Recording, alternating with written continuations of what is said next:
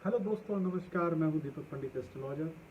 जीवन बहुत अच्छे तरीके से घुमाव फिराव रखता है, उतार चढ़ाव रखता है, बहुत कुछ अपने जीवन में संजोने की कोशिश करता है, लेकिन कुछ परिस्थितियां इंसान के जीवन में ऐसी होती है जिन पर उनका बस नहीं चलता। आज हम बात करेंगे पितृपक्ष की और श्राद्ध की, किस प्रकार से हमारे जीवन में इनका योगदान होता है, किस प्रकार से हमारे जीवन में ये किसी न किसी आदर्श रूप से हमारे साथ रहते हैं और किस तरीके से हमारी केयर करते हैं, कैसे हमारी रक्षा होती है। उन सब तरीक़ों से मैं आज आपको अवगत कराता हूँ कि इनकी मान्यता क्यों होती है और ये हमारे जीवन में किस प्रकार से मदद करते हैं। देखिए, कोई भी आप ईंधन के तौर पे आप लीजिए कि एनर्जी के तौर पे आप लीजिए, आप खाना खाते हैं तो चलते हैं, आप उसके अलावा प्रोटीन, आयरन, विटामिन्स लेते हैं तो वो एक एक्स्ट्रा चीज़ हो जाती है आपके शरीर के अंदर, जिससे कि आपका जो माइलेज है वो और ज़्यादा बढ़ जाता है। बहुत अच्छे तरीके से आप काम करने की कोशिश करते हैं बगैर किसी थकान के। आप कोई भी गाड़ी चलाएंगे तो वो बगैर ईंधन के नहीं चलेगी, आप कोई भी कार्य करेंगे तो ईंधन के बगैर नहीं चलता है। दिमाग कहीं भी लगाएंगे तो उसके लिए भी सोचना पड़ता है, उसके लिए दिमाग की शक्ति होना जरूरी है। इसी प्रकार से कि जितनी भी काल्पनिक आदर्श शक्तियां हैं, जैसे आप अपने दिमाग से कुछ सोचते हैं तो केवल वो आपके दिमाग में कल्पना होती है और उस कल्पना के तहत एक विज़न बनता है और उस विज़न के तहत ही दुनिया के अंदर आविष्कार होते हैं। या आपका जितना भी आप कार्य में कोई भी कार्य करने की कोशिश करते हैं तो उसकी पहले आप स्क्रिप्ट लिख देते हैं, पूरा इम्प्लीमेंट करने के लिए उसकी पूरी रोड मैप तैयार होता है, तब आप उसको करते हैं, लेकिन वो पहले आदर्श रूप में आपके साथ आती है। इसी प्रकार से हमारे जो पितृ हैं वो आदर्श रूप से हमारे केयर करते हैं, आदर्श रूप से हमारा ध्यान रखते हैं। जब भी हमारे जीवन में कुछ ना कुछ ऊपर नीचे होता है तो हमें पता लगता है कि कुछ ना कुछ शायद किसी प्लेनेट की वेव्स का वॉल्यूम बढ़ गया है, या कोई चीज़ हमारे से कुछ मांग रहा है, या किसी प्रकार से कोई सेवा मांग रहा है, या किसी प्रकार से हमारे दुख तकलीफ जो हमारे पास किसी न किसी रूप से हमें मानसिक पीड़ित करने के लिए आ रहे हैं, तो कुछ ना कुछ कहीं ना कहीं कुछ है। इसी प्रकार से मैं आज आपको पितरों के बारे में थोड़ा सा बता देता हूँ कि पितृ जो अनब्याहे लोग होते हैं, जिनकी शादी नहीं होती, जो मान लीजिए कोई बच्चा गर्भ में पैदा होते ही उसकी डेथ होगी तो वो भी एक पितृ है। जवानी के अंदर जो लोग जिनकी शादियाँ नहीं होती और उनकी डेथ हो जाती है वो भी पितृ होते हैं। और जो हमारे बुज़ुर्ग हैं या जो भी हैं वो भी एक पितृ की कैटेगरी में आते हैं। लेकिन वो लोग जिनका हमने पूर्व जन्म के अनुसार कोई कर्ज वगैरह देना था या किसी प्रकार से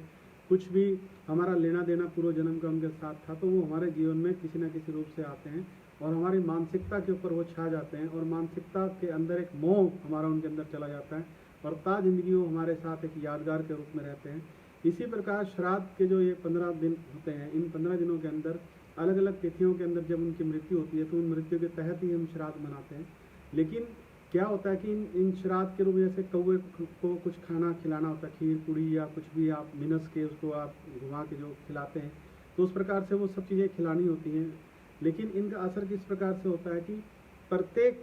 महीना जो होता है वो किसी न किसी चीज़ से, भाद्रपद जैसे भी चल रहा है उसके श्राद्ध हैं। इन श्राद्धों के अंदर आपको क्या करना चाहिए कि आपको मान लीजिए कोई तिथि याद नहीं है, आपके किसी परिजन की जो मृत्यु हुई थी, किसी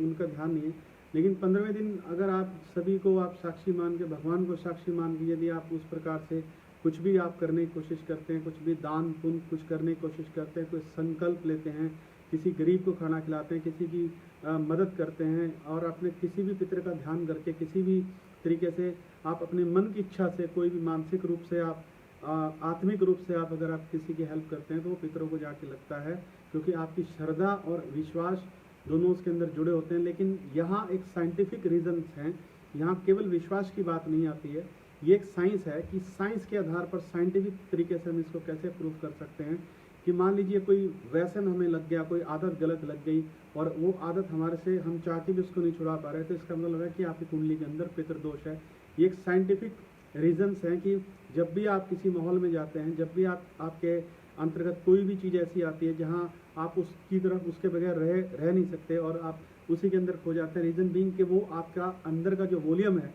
वो बढ़ा हुआ है उस चीज़ का, और उस वॉल्यूम के बड़े होने के कारण ही आपकी परिस्थितियाँ इस प्रकार से बनती हैं कि आपका काम करने को मन नहीं करता, आपका कहीं घूमने का मन नहीं करता, आपके अंदर कोई एनर्जी नहीं है, आपका कॉन्फिडेंस बिल्कुल क्षीण हो गया है, आपके अंदर कुछ भी ऐसा एनर्जेटिक पावर्स नहीं है जिससे कि आप कुछ इम्प्लीमेंट करना चाह रहे हैं तो वो इम्प्लीमेंट नहीं हो रहा है। कहीं से कुछ भी अगर इस प्रकार से आ रहा है दिमाग के अंदर के हम चाह के भी कुछ नहीं कर पा रहे, तो इसका मतलब ये है कि प्लैनेट्स की जो वेव्स हैं वो आपके दिमाग की परतें नहीं खोलना चाह रहे। वो उनके सोल्यूशंस होते हैं, जिस प्रकार से एक सूखी ज़मीन होती है, उस सूखी ज़मीन के अंदर पानी देते हैं तो अपने आप ही अंकुर फूट के उसके अंदर से पौधे निकल आते हैं। जिस प्रकार से कोई भी एक अशिक्षित व्यक्ति है, उस व्यक्ति को अगर आप ज्ञान देते हैं, अगर आप उसको सिखाते हैं, परिपूर्ण करते हैं, तो वो अपने ज्ञान से संसार का भला करने की कोशिश करता है। जिस प्रकार कोई कागज़ या डायरी है वो बिल्कुल प्लेन है, लेकिन उसके ऊपर जब आप अपने विचार अंकित करते हैं तो वो बुक बन जाती है, किताब बन जाती है। तो इस प्रकार से आप अपने जीवन के अंदर जितनी भी क्यूरियोसिटीज़ हैं, जितनी भी दुख तकलीफ़ें हैं, उनका जिक्र कीजिए, उनसे डिस्कस कीजिए। पैसा एक आनी जानी चीज़ है। आपके पास बहुत सारे पैसे थे लेकिन वो ख़त्म हो गए, वो कहाँ चले गए, रेत की तरह हाथ से निकल के चले जाते हैं। लेकिन जो कुछ सीखना है जीवन के अंदर वो क्योंकि ईंधन की जो मैंने बात की थी कि हर चीज़ के लिए ईंधन की ज़रूरत होती है, बगैर ईंधन के कुछ भी संसार में चलता नहीं है। प्रत्येक इंसान को भगवान ने रोजी रोटी का कोई ना कोई साधन दे रखा है। उसी प्रकार से आप अपनी सबसे पहले क्यूरियोसिटी को शांत कीजिए। आपके अंदर कोई जिज्ञासा है कि मैं हमें ये हमारे बच्चे इस तरीके से पढ़े लिख जाएंगे, कोई बड़े आदमी बनेंगे, कहीं नौकरी अच्छे तरीके से कर पाएंगे, या ये बनना चाहता है, ये वो बन जाएंगे। कई लोगों को गलत आदतें पड़ जाती हैं, यंग एज के अंदर शराब ज़्यादा हो जाती है, या किसी और व्यसन में वो ज़्यादा डूब जाते हैं, किसी और नशों में वो चले जाते हैं, या किसी प्रकार से गलत आदतों की तरफ चले जाते हैं, या बिल्कुल ही उनके अंदर स्मार्टनेस नहीं रहती और वो बिल्कुल एक तरीके से साधारण से व्यक्तित्व के तरीके से जीवन जीते हैं। उनके कोई यार दोस्त नहीं होते हैं, वो एक एकाकीपन में जीवन जीते हैं, जिनको सामाजिक चीज़ों से कुछ अनभिज्ञ होते हैं और समाज से वो थोड़ा सा दूर रह जाते हैं और सामाजिक परिस्थितियों के अंदर वो नहीं रह पाते। और किसी भी जगह पे जब वो जाते हैं, कहीं भी वो पहुंचते हैं, तो वो एक कॉन्फिडेंस अपने अंदर, एक लूज कॉन्फिडेंस फील करते हैं कि हमारे अंदर कॉन्फिडेंस नहीं कि हम भी लोगों की तरह स्टेज पे बात कर सकें, हम भी लोगों की तरह एक एनर्जेटिक और कॉन्फिडेंट होकर बात कर सकें, हम भी लोगों को समझा सकें, हम भी कुछ गाइडेंस लोगों को दे सकें। तो ये सब चीज़ें तब आती है जब प्लैनेट्स की वेव्स का वॉल्यूम अच्छा हो, एक समतल चीज़ें अच्छी हों। जैसे आप अपने घर के अंदर कोई बाग बगीचा बनाते हैं तो उसको समतल करके रखते हैं, माली रखते हैं उसकी केयर करने के लिए, और एक अच्छी कटिंग उसकी टाइमिंग होती है, अच्छे टाइम पे पानी दिया जाता है, अच्छे सिस्टम पे सारी चीज़ की जाती है। उसी प्रकार से आप अपने जीवन को भी पानी दीजिए, अपने जो नेगेटिव विचार हैं उनकी भी कटिंग कीजिए, और उन प्रिकॉशंस को जो अभी आपको बताई या समझाई जाती हैं उनको आप ध्यान रखिए। क्योंकि डॉक्टर घर आके नहीं देखता कि आप प्रिकॉशन ले रहे हैं, दवाई ले रहे हैं या नहीं ले रहे हैं। उसका काम सिर्फ इतना होता है कि वो आपको समझा सकता है कि आपकी रिपोर्ट्स ये हैं, और इन रिपोर्ट्स के ज़रिए आपका ये सब चीज़ें चल रही हैं, इनका आप परहेज कीजिए, इनका प्रिकॉशन लीजिए और ये मेडिसिन लीजिए। उसी प्रकार से आपके जीवन के अंदर जब एक अच्छा पॉजिटिव ईंधन आपके अंदर आएगा, एक अच्छी ऊर्जा और एक अच्छा आत्मविश्वास और एक अच्छा कॉन्फिडेंस आपके अंदर आएगा, तो आपको घबराने की ज़रूरत नहीं होती। क्योंकि आप तब तक समझ चुके होते हैं कि हमारे को जो प्रिकॉशन डॉक्टर ने दी थी, हमारे को जो चीज़ें एक एस्ट्रोलॉजर ने समझाई थी, हमें जो चीज़ें समझाई गई है, बताई गई हैं, वो हमारे जीवन में लागू हो रही हैं और हम उसकी तरफ आगे बढ़ रहे हैं। इसी तरीके के विचार पितृपक्ष के हो या किसी भी तीज त्यौहार के हो, तो मैं अपने YouTube चैनल के ऊपर उसको मैं डालता रहता हूँ, ताकि लोगों के अंदर जो क्यूरियोसिटीज़ हैं, लोगों के अंदर जो जिज्ञासा हैं वो शांत हों। मेरे YouTube चैनल का नाम है दीपक पंडित बॉलीवुड एस्ट्रोलॉजर के नाम से YouTube पे है, उसको आप सब्सक्राइब कर सकते हैं, बेल का बटन दबा सकते हैं, ताकि जल्दी से जल्दी आपके पास वो सारी रिपोर्ट्स और न्यूज़ पहुँच सके जो संसार में चीज़ें होने वाली हैं। और एक कॉन्फिडेंस जो इंसान का क्षीण होता है हम उसको मेंटेन करने की कोशिश करते हैं, उसको आगे बढ़ाने की कोशिश करते हैं। इसलिए आज के लिए इतना ही दोस्तों, आप मेरे साथ जुड़े रहिए और देखते रहिए YouTube मेरा चैनल, और मिलता रहूँगा आपसे। अच्छा लगता है, आप लोग